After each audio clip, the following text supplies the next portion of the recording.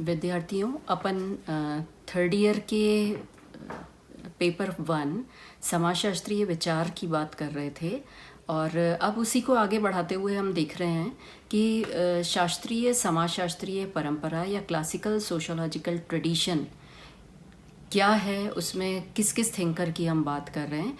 तो इसमें मुख्य रूप से हम 3 विचारकों की, समाजशास्त्रीय विचारकों की बात कर रहे हैं, कार्ल मार्क्स, इमानुएल दुर्खाइम और max weber.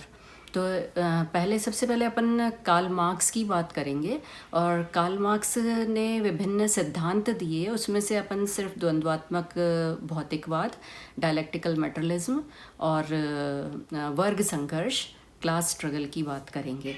Karl Marx Durkheim और वेबर के साथ समाजशास्त्र के संस्थापक विचारकों में से एक हैं।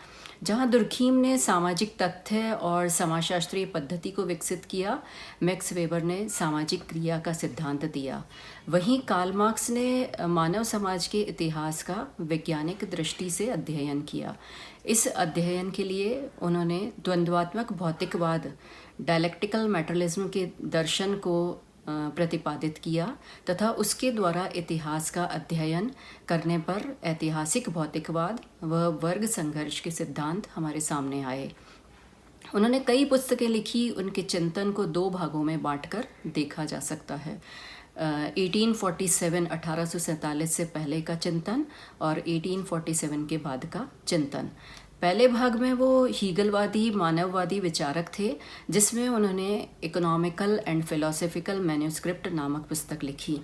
दूसरे भाग में वे साम्यवादी विचारक बने और उनके चिंतन से दुनिया भर में साम्यवादी क्रांतियाँ हुई, जिसमें सोवियत यूनियन की 1917 व चीन की 1948 1948 की क्रांतियाँ प्रमुख हैं।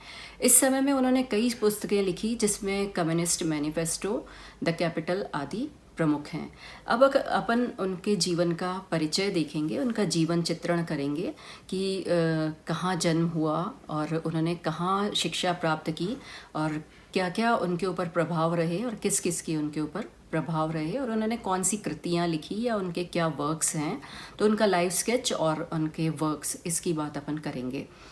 तो कार्ल हेनरी मार्क्स का जन्म 5 मई 1818 को हुआ और उनकी मृत्यु 1884 में होती है। तो कार्ल मार्क्स के पिता एक प्रसिद्ध वकील थे तथा उनकी इच्छा थी कि वे अपने पुत्र को भी वकालत की शिक्षा दिलाएं, लेकिन कार्ल मार्क्स बाल्यावस्था से ही बहुत कुशाग्र थे और उन्होंने अपने स्कूली जीवन में ही पेशा चुनने के संबंध में एक तरुण के विचार नामक लेख लिखा, जिसने प्रसिद्धि प्राप्त की।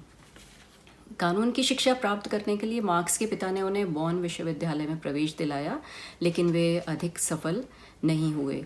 1841 में जैना विश्वविद्यालय से डेमोक्रेटिक और एपिक्यूरस के दर्शन का भेद नामक शीर्षक पर मार्क्स ने अपनी पीएचडी की और 1842 में प्रोफेसर न बनने पर राइनिश जाइंट नाम से एक पत्रिका का संपादन भी किया।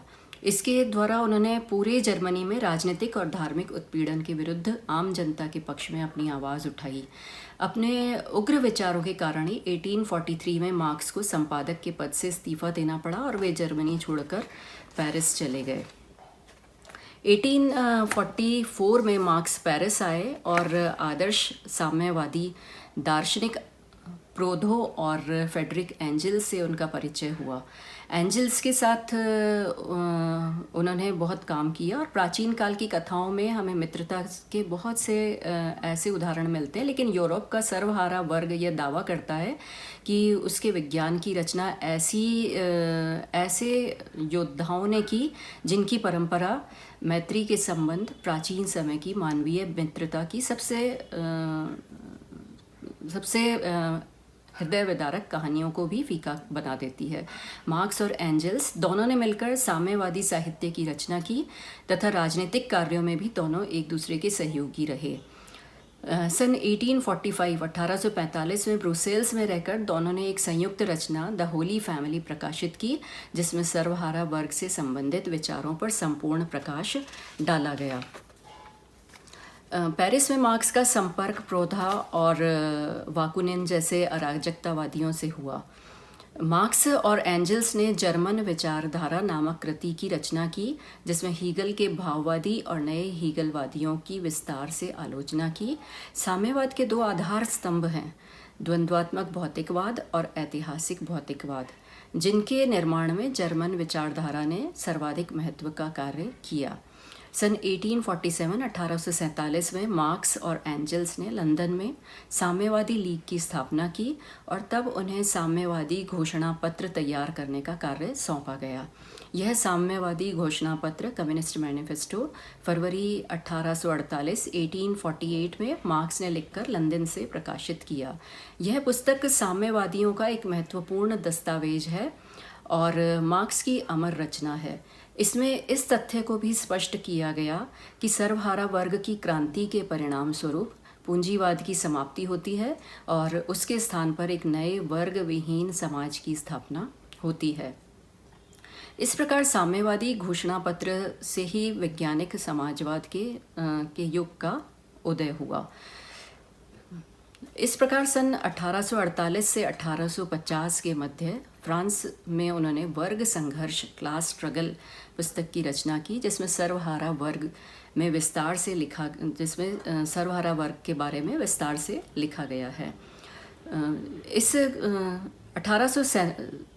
1867 में मार्क्स के जग विख्यात ग्रंथ कैपिटल के प्रथम खंड का प्रकाशन हुआ और इसके दूसरे व तीसरे खंड मार्क्स के जीवन काल में प्रकाशित न हो सके।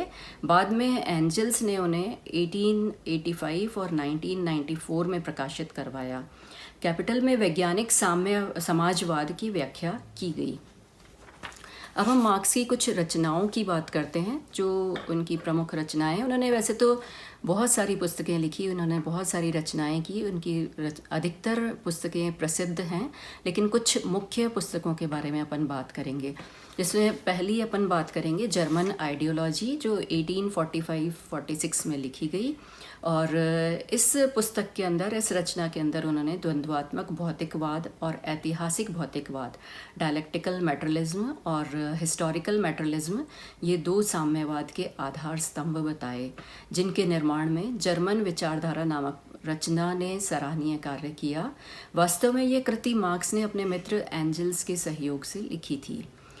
द होली फैमिली 1844 में उन्होंने लिखी। मार्क्स और एंजल्स की ये एक संयुक्त रचना है। इसमें सर्वहारा वर्ग के विश्वव्यापी ऐतिहासिक उद्देश्यों से समन्वित विचारों को अभिव्यक्त किया गया। इसमें नवीन क्रांतिकारी भौतिकवादी दर्शन और सर्वहारा वर्ग की सैद्धांतिक विचारधारा दोनों के तत्व विद्यमान हैं।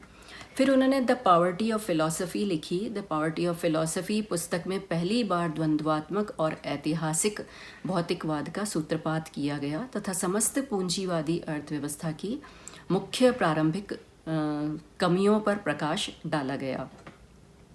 उन्होंने 1848 में कम्युनिस्ट मैनिफेस्टो लिखी और सन 1847 में मार्क्स को लंदन की कांग्रेस ने कम्युनिस्ट लीग में साम्यवादी घोषणा पत्र तैयार करने का कार्य दिया।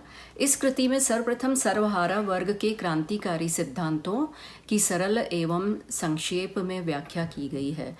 इसमें बताया गया है कि सर्वहारा वर्ग की क्रांति से ही वर्ग विहीन समाज का उदय होगा और पूंजीवाद का समाप्त होगा।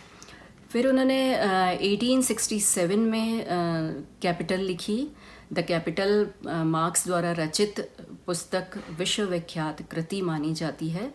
इस रचना का प्रथम खंड ही उनके जीवन काल में प्रकाशित हो सका था। इसका दूसरा और तीसरा खंड उनकी मृत्यु के उपरांत उनके मित्र एंजल्स द्वारा सन 1885 और 1894 में प्रकाशित कराया गया। यह ग्रंथ ही वह मुख्य और बुनियादी रचना है जिसमें वैज्ञानिक समाजवाद की व्याख्या की गई। तो ये कुछ कार्ल मार्क्स की प्रमुख रचनाएं हैं जिनके द्वारा हम उनके विचारों को समझ सकते हैं। इसके बाद हम अगर कार्ल मार्क्स की देन देखते हैं कि उन्होंने समाज शास्त्र के लिए क्या किया या समाजशास्त्र में उनकी क्या देन है, तो हम ये देखते हैं कि वे आगे समाजशास्त्री, अनेक ऐसे समाजशास्त्री हुए हैं जो मार्क्स की विचारधारा से बहुत अधिक प्रभावित हुए। इन समाजशास्त्रियों में Max Weber, George Simmel, Tonnies, Wilfred Pareto और कार्ल मैनहीम आदि के नाम उल्लेखनीय हैं। और अगर कार्ल मार्क्स के योगदान की हम बात करते हैं तो उन्होंने प्रकृति एवं मानव का अध्ययन किया और उन्होंने मानव का सामाजिक विवेचन किया। उन्होंने ऐतिहासिक भौतिकवाद का सिद्धांत दिया, उन्होंने सामाजिक वर्ग का सिद्धांत दिया और उन्होंने सामाजिक परिवर्तन की बात की और अलगाव की धारणा दी, अतिरिक्त मूल्य का सिद्धांत दिया। इन सभी के बारे में हम विस्तार से आगे बात करेंगे, अगले वीडियो में बात करेंगे। धन्यवाद।